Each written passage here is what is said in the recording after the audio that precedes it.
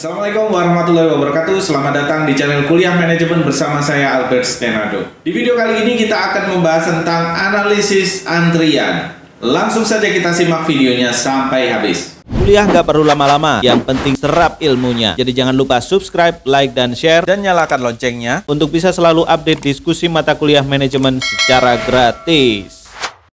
Siapa yang belum pernah antri? Ayo, saya yakin kita semua pernah mengalami yang namanya antri, ya kan? Pas kita TK dulu mau masuk kelas atau beli jajan, antri. Bayar minimarket, antri. Ke pom bensin, kalau lagi apes ya harus antri.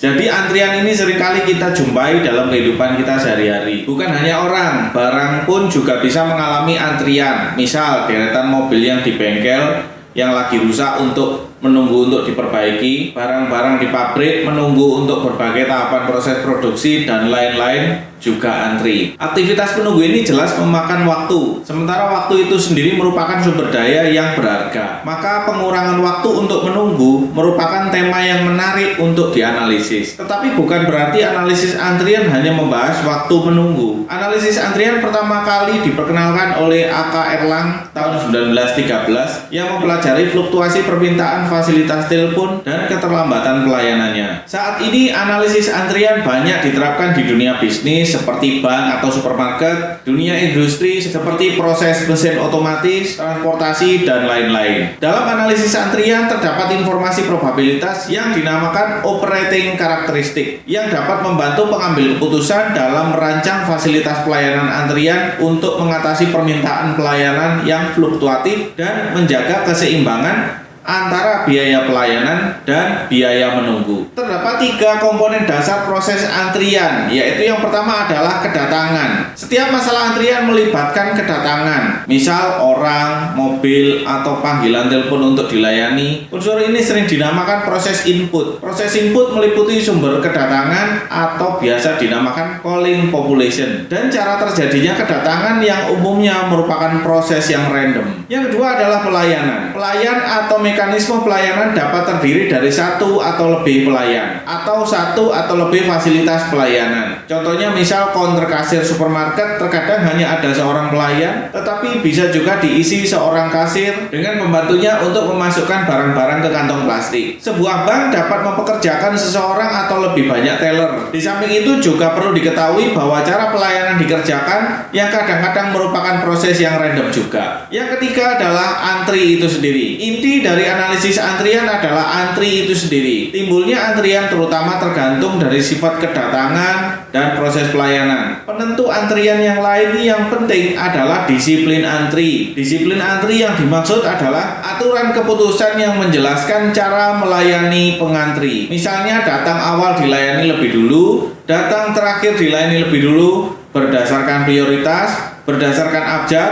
atau berdasarkan janji. Dan jika tidak ada antrian, maka berarti terdapat pelayanan yang nganggur atau kelebihan fasilitas pelayanan. Teman-teman, ada 4 struktur dasar proses antrian. Yang pertama yaitu satu saluran satu tahap, yang kedua banyak saluran satu tahap, yang ketiga satu saluran banyak tahap, dan yang keempat adalah banyak saluran banyak tahap. Teman-teman, tidak ada pengetahuan terpadu yang berhubungan dengan optimasi masalah antrian, sehingga kebanyakan literatur teori antrian menekankan penemuan operating karakteristik atau ciri-ciri operasi sistem antrian. Ciri-ciri operasi menjelaskan bekerjanya sistem dalam bentuk ukuran-ukuran, misalnya rata-rata waktu menunggu, waktu nganggur pelayanan, dan lain-lain. Kebanyakan analisis masalah antrian akhirnya sampai pada pertanyaan bagaimana merancang fasilitas pelayanan atau berapa tingkat pelayanan yang seharusnya disediakan. Jika variabel keputusannya adalah tingkat pelayanan, maka model harus mengidentifikasi hubungan antara tingkat pelayanan dengan parameter dan variabel-variabel yang relevan. Kriteria evaluasi keputusan dari model ini adalah total expected cost. Di gambar ini bisa terlihat bahwa total expected cost merupakan jumlah dari 2 biaya yang berlainan, yaitu biaya pelayanan dan biaya menunggu. Jadi jelas bahwa tingkat pelayanan yang disarankan adalah yang menyebabkan total expected cost rendah.